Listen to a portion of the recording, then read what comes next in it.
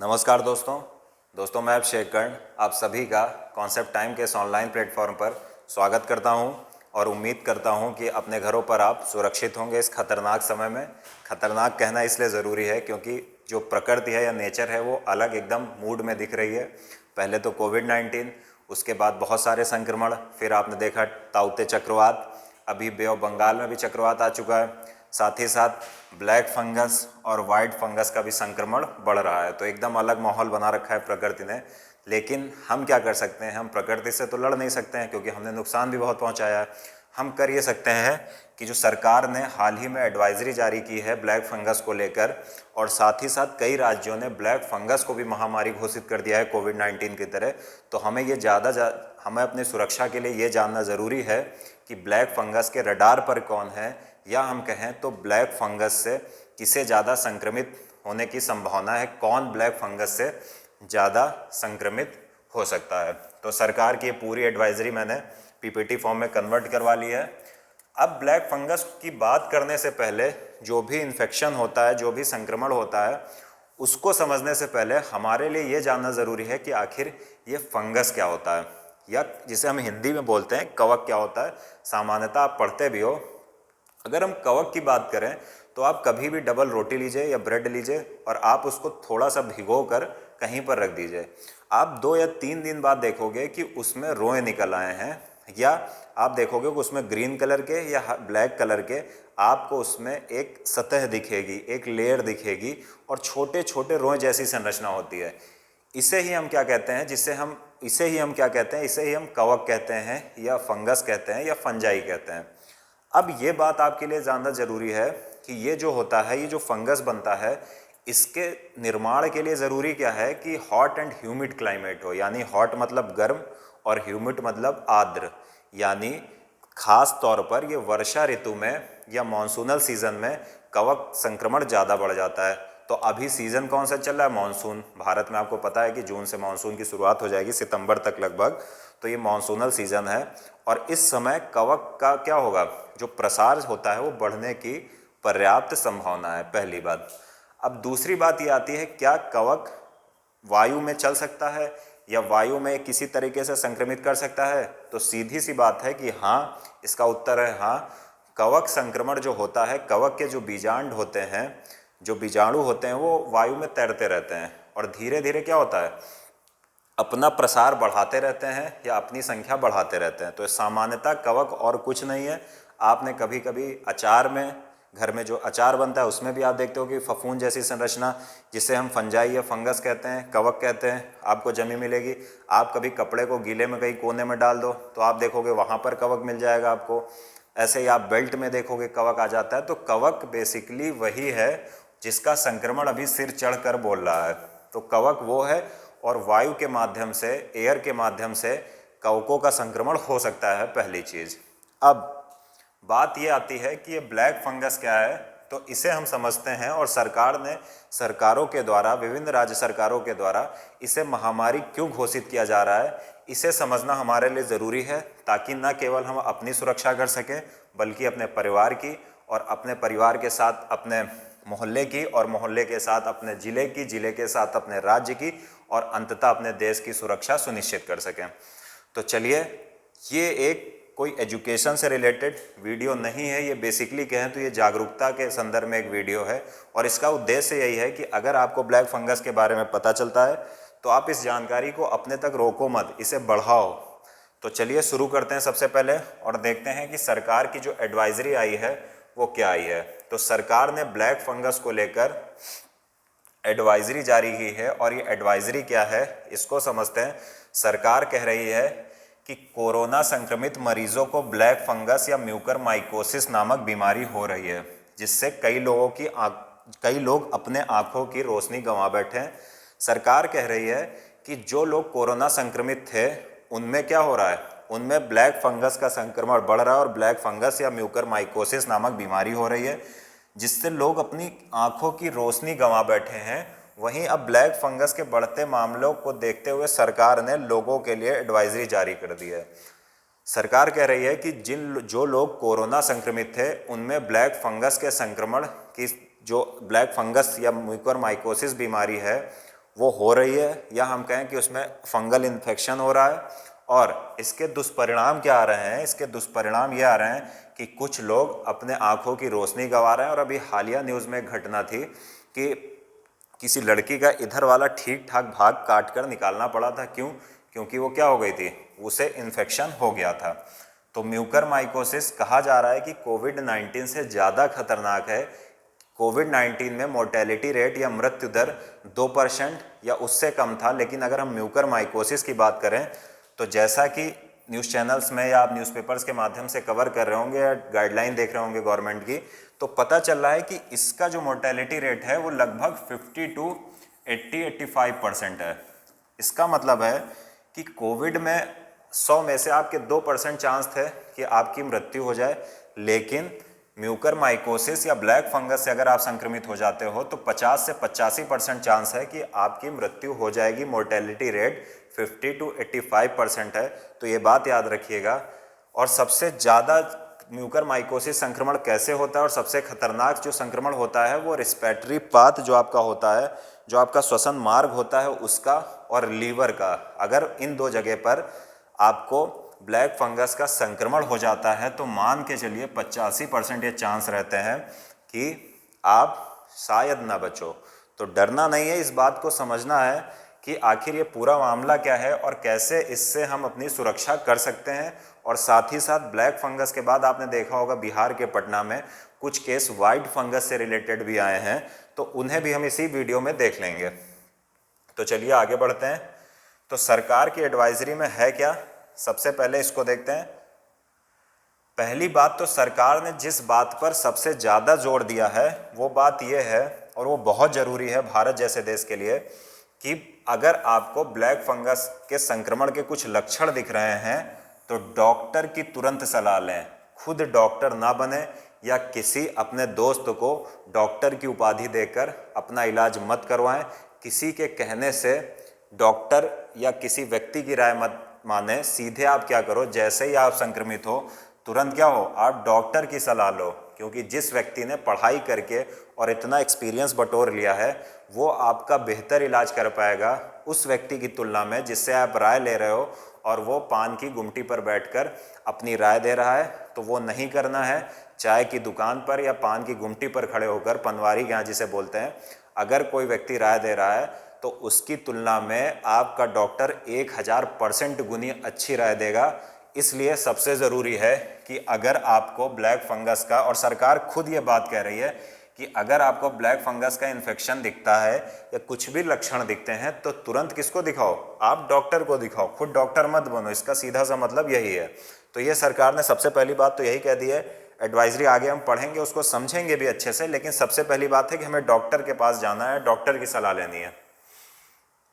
अब सरकार की जो एडवाइजरी है उसमें यह भी बताया गया है कि कौन से व्यक्ति ऐसे हैं जिन्हें ब्लैक फंगस हो सकता है, या अगर मैं कहूँ कौन से ऐसे व्यक्ति हैं जो ब्लैक फंगस के रडार पर हैं। तो जो पहला सरकार की एडवाइजरी में पॉइंट दिया गया है, तो कहा गया है कोविड के दौरान जिन्हें स्टेरॉयड दवाएं दी गई हैं, जैसे कुछ दवाओं के नाम भी दिए गए हैं, वो इतना इम्पोर्टेंट हमारे लिए नहीं है, जैसे डेक्सामेथासोन और मिथाइल प्रेडनिसोलोन आदि दवाएं। ये ऐसी दवाएं हैं जिसमें स्टेरॉयड पाया जाता है या स्टेरॉयड मिलता है, और कोविड-19 के दौरान मरीजों के इलाज में इन दवाओं का प्रयोग हुआ था। तो पहली बात तो हमें यह जानना है कि 2020 में WHO की एक गाइडलाइन आई थी और WHO ने खुद कहा था कि स्टेरॉयड का प्रयोग कोविड संक्रमित उन्हीं मरीजों के लिए किया जाना ज़रूरी है जिनकी हालात गंभीर हैं, और ऐसे मरीज जो आसानी से ठीक हो सकते हैं या जिनके हालात इतने गंभीर नहीं है या बहुत ज़्यादा गंभीर नहीं है, उनके मामले में स्टेरॉयड जो मेडिसिन है या स्टेरॉयड जो भी दवाएं हैं उनका प्रयोग करने से बचना चाहिए। अब पहली बात यह है कि आखिर ये स्टेरॉयड क्या होता है। अक्सर जिस स्टेरॉयड वर्ड का आपने नाम नकारात्मक संदर्भ में सुना होगा, आपने अक्सर देखा होगा कि बॉडी बिल्डिंग जो लोग करते हैं, जो भी बॉडी बिल्डर्स होते हैं, उनके संदर्भ में स्टेरॉयड शब्द का प्रयोग किया जाता है कि तुमने स्टेरॉयड लेकर बॉडी बनाई है। सामान्य शब्दों में ये बात है। स्टेरॉयड का मतलब क्या होता है, जो बॉडी बिल्डर्स यूज़ करते हैं वो क्या करते हैं, वो इंजेक्शन लेते हैं स्टेरॉयड का, और उससे होता क्या है कि वो आपकी जो ग्रोथ होती है स्टेरॉयड बढ़ा देते हैं, आपकी muscle building normal muscle building से बहुत ज़्यादा तेज होती है और बहुत ज़्यादा होती है, जो नॉर्मल संभव नहीं है या उतनी तेज संभव नहीं है। लेकिन हमारी बॉडी भी स्टेरॉइड बनाती है, जितनी स्टेरॉइड की ज़रूरत हमारे शरीर को होती है हमारी बॉडी वो स्टेरॉइड बनाती है। और ये कहाँ बनाती है? आपने एड्रेनल ग्रंथि का नाम सुना होगा, जिसे अधिवक्र ग्रंथि हिंदी में बोलते हैं। किडनी वाला जो भाग होता है वहाँ पर ये आपने देखा होगा, किडनी जो होती है, एड्रेनल ग्लैंड जो होता है, किडनी वाला जो भाग होता है, वहाँ से हमारी बॉडी में स्टेरॉइड बनता है, जिसे हम सामान्य भाषा में कॉर्टिसोल बोलते हैं। अब इस कॉर्टिसोल का काम क्या होता है? पहली बात तो यह है कि कॉर्टिसोल जो होता है ये हमारा जो इम्यून सिस्टम है उसको सप्रेस करता है, उसको कम करता है। क्यों कम करता है ये समझिए। पहली बात तो यह है कि जब हम कुछ संक्रमित हो जाते हैं, हमारे चोट लग जाती है, हमारे शरीर को कोई भी समस्या होती है या हमें जलन हो रही होती है, तो ये क्या करता है, या कॉर्टिसोल ये जो होता है क्या, कॉर्टिसोल जो स्टेरॉइड या हार्मोन हम कहें जो हमारी बॉडी खुद ही रिलीज करती है, इसका काम होता है कि हमारे शरीर में जो भी जलन हो रही है एंटी इन्फ्लामेटरी एजेंट होता है, एंटी इन्फ्लामेटरी एजेंट होता है। यानी अगर हमारे शरीर में कहीं पर भी जलन हो रही है तो उस जलन को कौन कम करता है? कॉर्टिसोल करता है। साथ ही साथ जब कोई बाहरी एजेंट हमारी बॉडी में प्रवेश कर जाता है, जिससे हमारा शरीर क्या करता है, जब भी कोई बैक्टीरियल इन्फेक्शन होता है, वायरल इन्फेक्शन होता है, तो हमारा शरीर उस इन्फेक्शन के खिलाफ लड़ता है। और मान लिया जब वो इन्फेक्शन ख़त्म हो जाता है तो यही कॉर्टिसोल हार्मोन या कॉर्टिसोल स्टेरॉइड जिसकी हम बात कर रहे हैं, ये हमारे बॉडी का जो भी इम्यून सिस्टम है उससे कहता है कि रुक जाओ, वो हम सेफ़ हैं या हमारी बॉडी सेफ़ है। यानी पहली बात तो ये क्या होगा कि अगर हमारे शरीर में कहीं पर भी कुछ जलन हो रही है, कोई समस्या है, तो ये क्या करेगा, उस जलन को कम करेगा, एंटी इन्फ्लामेटरी एजेंट के रूप में काम करता है। साथ ही साथ अगर हमारी बॉडी किसी संक्रमण से पीड़ित थी और उस संक्रमण से अब उबर चुकी है, तो ये जो कॉर्टिसोल है ये क्या करता है, हमारे इम्यून सिस्टम को या हमारे क्या होगा, जो हमारा पूरा प्रतिरोधक सिस्टम है उसको शांत करता है कि अरे जो जिस समस्या से हम ग्रसित थे वो चली गई है, अब हम शांत रह सकते हैं। तो ये क्या करेगा, ये इम्यून सिस्टम को सप्रेस करता है, कम कर देता है। ये इम्यून सिस्टम को इस बात की याद दिलाता है कि हमारी बॉडी अभी सेफ है, तो ये हमारी बॉडी में बनता है। लेकिन जब हम कोविड के दौरान इलाज करवाते हैं, तो जब किसी मरीज के हालात बहुत गंभीर हो जाते हैं, तो उनमें क्या होता है कि स्टेरॉइड दवाएं लेनी पड़ती हैं। और कुछ दवाओं के नाम हैं जैसे डेक्सामेथासोन, ये सारी दवाएं हैं। ये दवाएं WHO ने 2020 लगभग, शायद मुझे याद आ रहा, मैंने एक साल पहले पढ़ा था, सितंबर में WHO की गाइडलाइंस आई थी और WHO ने कहा था कि स्टेरॉइड दवाएं केवल गंभीर मरीजों के लिए प्रयोग की जानी चाहिए। यानी ऐसे मरीज जिनके हालात बहुत गंभीर हो चुके हैं, तो स्टेरॉइड जो मेडिसिन है इनका प्रयोग उन्हीं के संदर्भ में करना चाहिए। और ऐसे मरीज जो सामान्य दवाओं से ठीक हो सकते हैं, उनके संदर्भ में स्टेरॉइड दवाओं का प्रयोग नहीं करना चाहिए। तो पूरा मामला यही है। यानी इसका मतलब क्या हुआ कि कोविड के दौरान जिन लोगों का इलाज स्टेरॉइड दवाओं से होता है, उनके इम्यून सिस्टम को ये स्टेरॉइड क्या कर देता है, सप्रेस कर देता है या कम कर देता है। इसलिए इस ब्लैक फंगस से या फंगल इन्फेक्शन से संक्रमित होने की संभावना बढ़ जाती है। क्यों बढ़ जाती है? मैंने पीछे बताया कि जो स्टेरॉइड होते हैं ये हमारे इम्यून सिस्टम को कम कर देते हैं। तो ये बात समझ लीजिएगा। और स्टेरॉइड सामान्यतः जो बात आ रही है उन्हीं मरीजों में प्रयोग किए जाते हैं जिनके संदर्भ में और कोई इलाज बचता नहीं है। जैसे किसी के रेस्पिरेटरी पाथ में ही पूरी स्वेलिंग आ गई है, या आप कह लो श्वसन मार्ग में ही स्वेलिंग आ रही, सांस नहीं लेते बन रहा है, या नाक में स्वेलिंग आ गई है। तो कुछ खास तौर पर गंभीर हालात वाले मरीजों के संदर्भ में स्टेरॉइड दवाओं का प्रयोग किया जाता है। लेकिन इसका नकारात्मक प्रभाव वही होता है जो मैं बता चुका हूँ कि आपकी प्रतिरोधक क्षमता को, इम्यून सिस्टम को सप्रेस कर देता है, जिसके कारण आपको क्या होगा, ब्लैक फंगस के संक्रमण का खतरा बढ़ जाएगा। दूसरा जो सरकार की गाइडलाइंस में बात की गई है कि कोविड मरीज को ऑक्सीजन पर रखना पड़ा हो या आईसीयू में रखना पड़ा हो। इसका मतलब समझिए, जब भी किसी को ऑक्सीजन पर रखा जाता है तो ऑक्सीजन सिलेंडर से पाइप के माध्यम से व्यक्ति तक पहुंचता है और वो ऑक्सीजन व्यक्ति के अंदर जाता है, ठीक है, ऑक्सीजन जो लगता है नाक पर। अब आपने एक चीज़ देखा होगा, अगर कोई भी इस वीडियो को ऐसा व्यक्ति देख रहा हो जिससे कभी ऑक्सीजन लगा हो, तो उसने एक बात देखी होगी कि ऑक्सीजन क्या होता है कि अगर ऑक्सीजन जाता है तो आपका मुंह सूखता है, गले में आपके लगता है बहुत सूखा सूखा लग रहा है। मेरे हो चुका है ये, मैंने खुद महसूस किया है। में ऑक्सीजन लग चुका है, तो उस ऑक्सीजन से होता क्या है कि आपका जो रेस्पिरेटरी पाथ होता है, या हम कहें रेस्पिरेटरी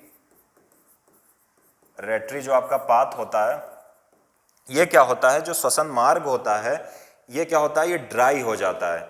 इसीलिए इसमें क्या होता है कि ये जो पाइप होता है जो सिलेंडर से होकर निकलता है, इसमें एक छोटी सी डिब्बी जैसी संरचना होती है और इस डिब्बी में जल भरा होता है। इस पाइप के आप देखोगे एक छोटी सी डिब्बी जैसी संरचना होती है और इस डिब्बी जैसी संरचना में जल भरा होता है और इसे बोलते हैं ह्यूमिडिफायर। ह्यूमिडिफायर। अब इसका मतलब क्या होता है, ये ह्यूमिडिफायर क्या करता है कि जब ऑक्सीजन जाती है तो ऑक्सीजन पास होती है इससे होकर, तो ऑक्सीजन वो ड्राई नहीं रह जाती है, शुष्क नहीं रह जाती, इसलिए जो आपका श्वसन मार्ग होता है वो बहुत ज़्यादा सूखता नहीं है।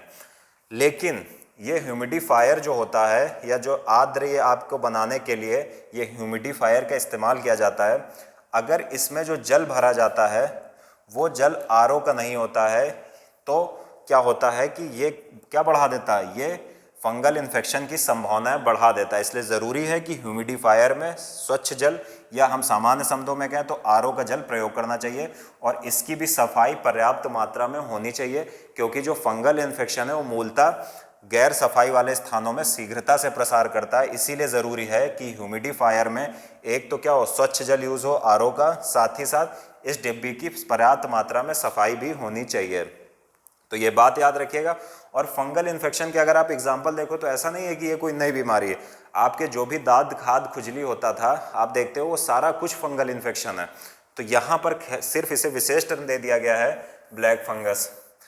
अब उसके बाद अगर हम बात करें कि कैंसर, किडनी ट्रांसप्लांट आदि की दवाई चल रही हो, तो ऐसे व्यक्ति जिन्हें कैंसर हो तो उन्हें भी स्टेरॉइड दवाओं का प्रयोग किया जाता है।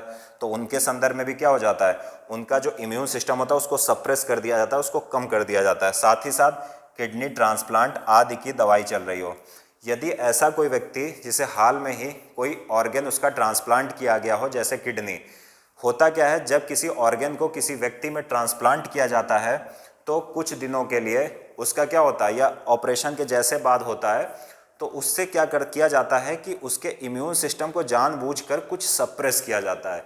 इसका कारण ये है कि हमारी जो बॉडी नॉर्मली काम क्या करती है, जैसे ही हमारी बॉडी में कोई एक्सटर्नल एजेंट प्रवेश करता है या कोई बाह्य कारक प्रवेश करता है, तो हमारी बॉडी तुरंत उसके खिलाफ क्या करती है, रिएक्शन करती है या अपनी प्रतिरोधक क्षमता दिखाती है।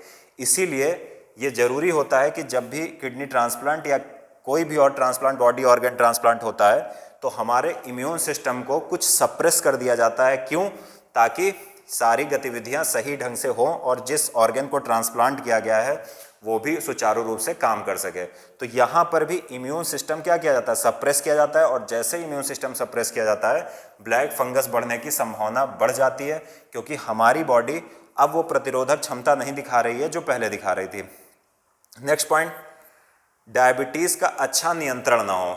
इसको समझिए। डायबिटीज़ का सामान्यतः मतलब क्या होता है कि हमारी बॉडी में जो ग्लूकोज लेवल है वो बहुत ज़्यादा बढ़ गया है। अब ग्लूकोज लेवल बढ़ने से क्यों हमें ब्लैक फंगस हो सकता है, इसको समझिए।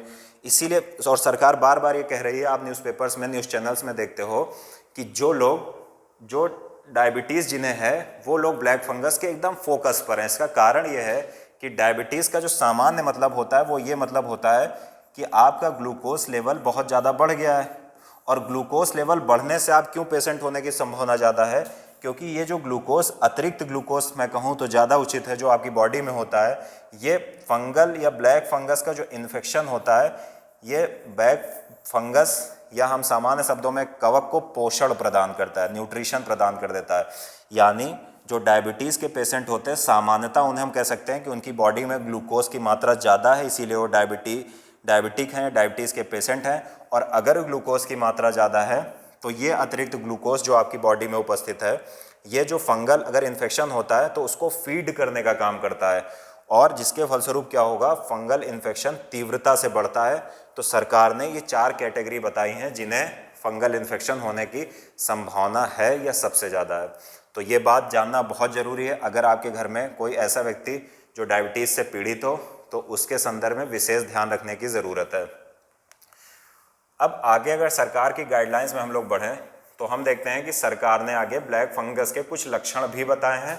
तो चलिए सबसे पहले ब्लैक फंगस के लक्षण जानना जरूरी है, क्योंकि ये सबसे बड़ी समस्या होती है कि जब भी कोई महामारी का दौर चल रहा होता है तो आपके थोड़ा सा भी शरीर में कुछ हुआ तो आपको लगता है मुझे वही बीमारी हो गई है।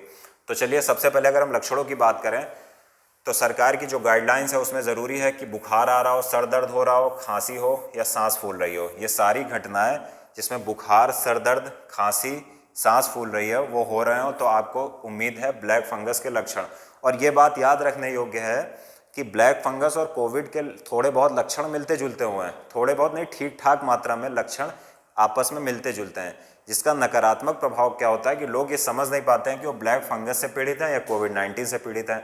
एक घटना अभी मैं न्यूज़पेपर में पढ़ रहा था कि एक व्यक्ति के कोविड के सारे लक्षण हुए, वो गया डॉक्टर के पास और डॉक्टर ने उसका क्या किया, RT-PCR किया, लेकिन उसे क्या हुआ, कोविड का संक्रमण नहीं था, लेकिन समस्या उसे लगातार बनी हुई थी। तो फिर उसके बाद डॉक्टर ने उसकी और विशेष जाँच की और पता चला, उस जाँच को शायद बोलते हैं, जो मुझे याद आ रहा, HRCT यानी हाई रेजोल्यूशन कंप्यूटर टोमोग्राफी, ऐसे ही करके कुछ नाम था। तो सर जब डॉक्टर ने HRCT उसका किया तो पता चला कि वो फंगल लीवर में उसके क्या था, फंगस का संक्रमण था। तो सेम लक्षण है। समस्या ये समझने में है कि वो उसको आपको जांच ही करवाने पर या डॉक्टर की सलाह लेनी इसीलिए ज़रूरी है कि आम आदमी के वश में या आम आदमी की इतनी समझ विकसित नहीं होती कि वो कोविड-19 में और फंगल इन्फेक्शन में अंतर कर सके। तो पहली बात, ये सारी समस्याएं या लक्षण दिए हैं। दूसरी बात, नाक बंद हो या नाक से खून आ रहा हो। अक्सर क्या होता है, फंगल इन्फेक्शन होगा तो उम्मीद है कि स्वेलिंग हो जाए, तो स्वेलिंग में क्या होगा, आपको नाक बंद लगेगी, या फिर अगर नाक से संक्रमण हुआ है तो ये सारी समस्याएं होती हैं। और जैसा अभी तक देखा जा रहा है, संक्रमण कहाँ पर हो रहा है, नाक में या मुंह में, नोजल कैविटी के बगल में, साइनस वाले क्षेत्र में, या फिर आप देखोगे लीवर में हो रहा है, रिस्पिरेटरी पाथ में हो रहा है। तो ये सारी जगह पर इसका संक्रमण दिख रहा है। और खून क्यों आता है? ये जो फंगल इन्फेक्शन होता है, जब कोई व्यक्ति फंगल या फंगस संक्रमित हो जाता है तो उससे क्या होगा, उसकी जो नॉर्मल सेल्स होती हैं या उसकी जो सामान्य कोशिकाएं होती हैं, ये फंगस उसको नष्ट करने लगता है और जिसके फलस्वरूप ब्लड आना शुरू हो जाता है। तो ये हो गया। या फिर दिखना बंद हो जाए, जैसे आँखों के संदर्भ में आप ये एक छोटा सा डायग्राम भी बना हुआ है, यहाँ पर देखिए आँखों में लाल लाल हो जा रहा है। या एक दो अभी ऐसे मामले हैं जिसमें लोगों का क्या हुआ, इनको ऑपरेट करके उनकी आई सर्जरी की गई या आंख पूरी निकाल दी गई है। तो ये भी समझना ज़रूरी है कि ये सारे लक्षण हैं, इससे सावधान रहना है। चौथी बात, चेहरे में एक तरफ दर्द हो, सूजन हो या सुन्न हो। आप देखोगे कभी कभी चेहरे में एक साइड बहुत तेज़ दर्द होता है, तो ये ब्लैक फंगस का भी एक लक्षण है। ऐसा नहीं कि सारे दर्द ब्लैक फंगस भी होता है, उसमें माइग्रेन प्रॉब्लम भी शामिल होती है। लेकिन चेहरे में एक तरफ दर्द हो, यानी किसी व्यक्ति के अगर चेहरे के एक तरफ दर्द हो रहा तो उम्मीद है कि वो क्या हो, वो ब्लैक फंगस से पीड़ित हो। या फिर सूजन हो एक साइड पर या कहीं भी सूजन हो, हाथ में सूजन हो, या फिर सुन्न हो। अगर ऐसा लग रहा है कि आप स्पर्श कर रहे हो, आपको पता नहीं चल रहा है, तो इसका मतलब है कि चांस है कि आप ब्लैक फंगस से पीड़ित हो। उसके पश्चात दांत में दर्द हो और दांत हिलने लगे, चबाने में दर्द हो। अगर सीधी सी बात है, आप क्या होगा, अगर मुंह से फंगल इन्फेक्शन होता है तो ये सारी समस्याएं भी दिखेंगी। उल्टी में या खांसने पर बलगम में खून आए, सीधी सी बात है, अगर आपके इंटरनल ऑर्गन में कहीं पर भी फंगल इन्फेक्शन है और वो अच्छी सेल्स को, अच्छी कोशिकाओं को नष्ट करेगा, तो नष्ट होने पर क्या होगा, फिर बलगम में खून आना शुरू हो जाएगा। तो ये ब्लैक फंगस के कुछ लक्षण हैं जो सरकार या गवर्नमेंट की एडवाइजरी में विशेष तौर पर उल्लिखित किए गए हैं।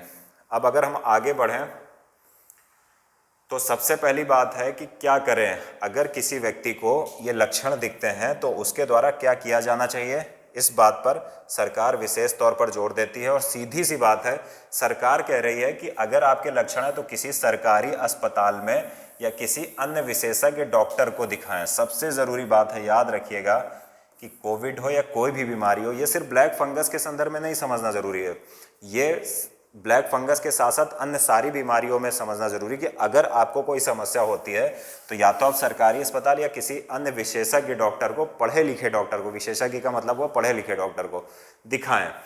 तो ये ज़रूरी है कि हमें सबसे पहले क्या करना होगा, खुद इलाज करने से बेहतर है या किसी चाय की दुकान पर चर्चा में बैठकर जो इलाज हमें मिले उसको करने से बेहतर है कि हम अपने डॉक्टर को दिखा लें और उसकी राय पर काम करें। अब ये बात आती है कि या सावधानियां क्या बरतें, तो सावधानियां पढ़ना बहुत ज़रूरी है ब्लैक फंगस के संदर्भ में। तो चलिए इसको देख लेते एक बार।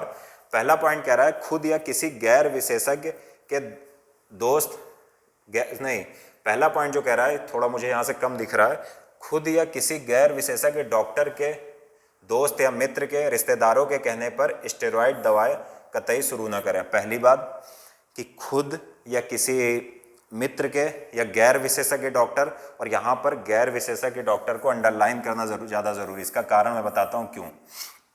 यहाँ पर ये सारी बातें की जा रही हैं कि खुद या किसी गैर विशेषज्ञ डॉक्टर के दोस्त के मित्रों के रिश्तेदारों के कहने पर स्टेरॉइड दवाएं कतई न शुरू करें। इसका कारण समझिए क्यों। दरअसल होता क्या है कि सामान्य कोई हमारे शारीरिक समस्या होती है तो हम दूसरों के कहने पर दवा प्रारंभ कर देते हैं, लेकिन क्या होता है कि सबके शरीर अलग होता है, सबके शरीर की डिमांड अलग होती है, सप्लाई अलग होती है।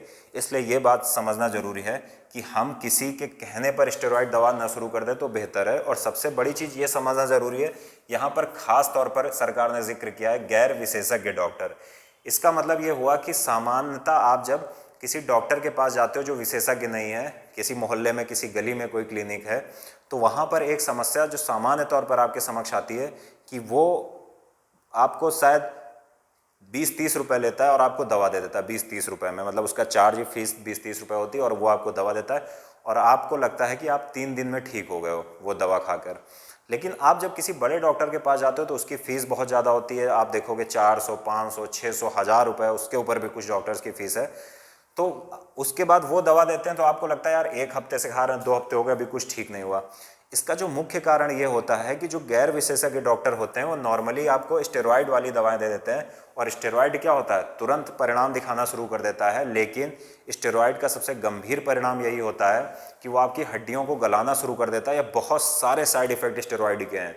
तो ये याद रखिएगा कि स्टेरॉइड किसी बीमारी का सामान्य परिस्थितियों में इलाज नहीं है। तो इसका सीधी सी बात है कि गैर विशेषज्ञ डॉक्टर की राय ना माने। दूसरी बात, लक्षण के पहले 5 से 7 दिन में स्टेरॉइड देने के दुष्परिणाम हो सकते हैं। बीमारी शुरू होते स्टेरॉइड शुरू कैसे करें, बीमारी शुरू होते स्टेरॉइड शुरू ना करें, इससे बीमारी बढ़ सकती है।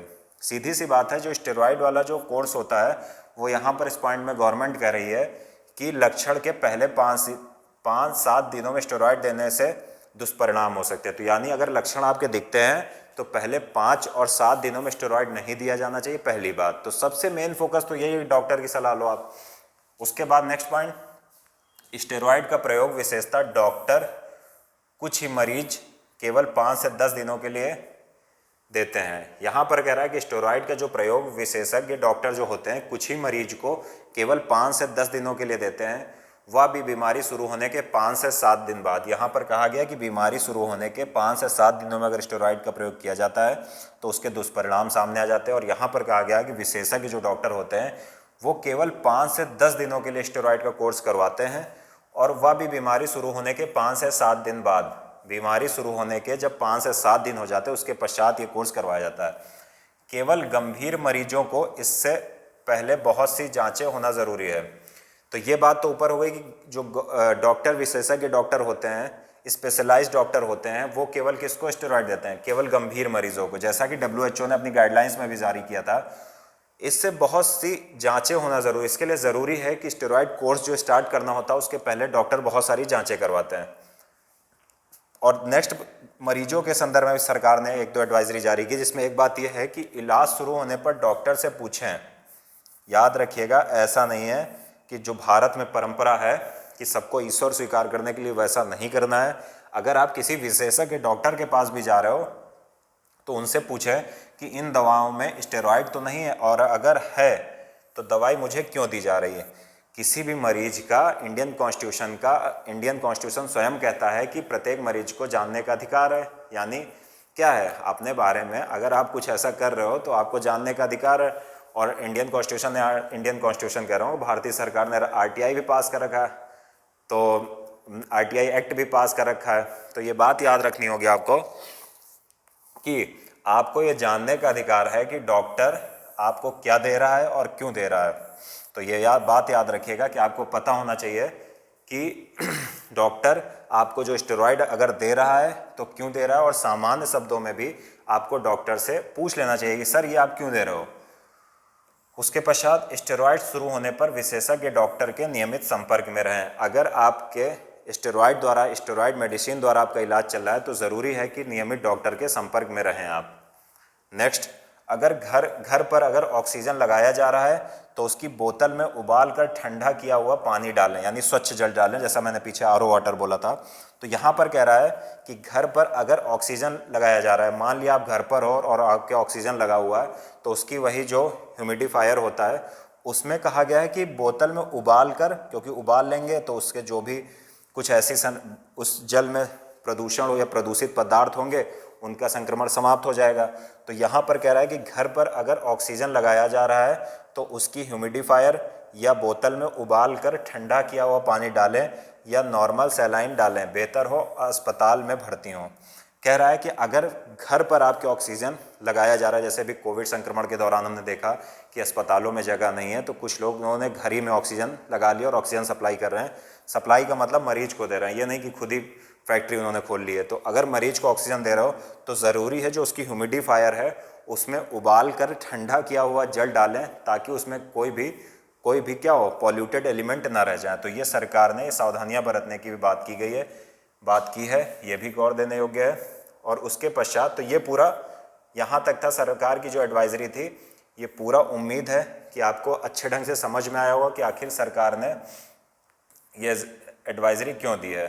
तो ये देखिए यहाँ पर एक बना भी हुआ है, अंडरस्टैंडिंग म्यूकरमाइकोसिस, देखिए संक्रमण सब कुछ दिया हुआ है, फीवर, हेडेक सब कुछ दिया हुआ है, sore throat, diarrhoea, shortness of breath, तो ये सारी समस्याएं दी गई हैं। तो ये मैंने आपको बता दिया है। ये जो आपने अभी देखा ये सरकार की पूरी एडवाइजरी थी और उम्मीद है कि मैं आपको समझाने में शायद सफल हो पाया हूँ। फिर भी अगर आपको समझ में आया हो तो इस वीडियो को रोकिए मत, इस वीडियो को अपने परिवारों में सभी व्यक्तियों को, अपने रिश्तेदारों को और अपने दोस्तों को प्रसारित करिए, ताकि उन्हें भी ब्लैक फंगस या फिर वाइट फंगस, अच्छा वाइट फंगस की बात यह है कि वाइट फंगस भी बिहार में जो पेशेंट आए हैं उनमें वाइट फंगस का संक्रमण बढ़ रहा है और लगभग यही सब कारण हैं जिनके कारण वाइट फंगस भी हो रहा है। वाइट फंगस में क्या है कि वही कारण है कि अगर किसी का कोविड के दौरान स्टेरॉयड हुआ है या किडनी ट्रांसप्लांट हुआ है तो सेम लगभग कंडीशंस हैं, वो भी एक प्रकार का फंगल इन्फेक्शन है। तो ये पूरी बात है। इस वीडियो को कोशिश करिएगा कि सभी तक प्रसारित करिए, चाहे आपके दोस्त हों, आपके जानने वाला कोई हो, आपका फैमिली मेम्बर हो, कोई भी हो, ताकि लोगों को पता चले कि आखिर ये ब्लैक फंगस है क्या।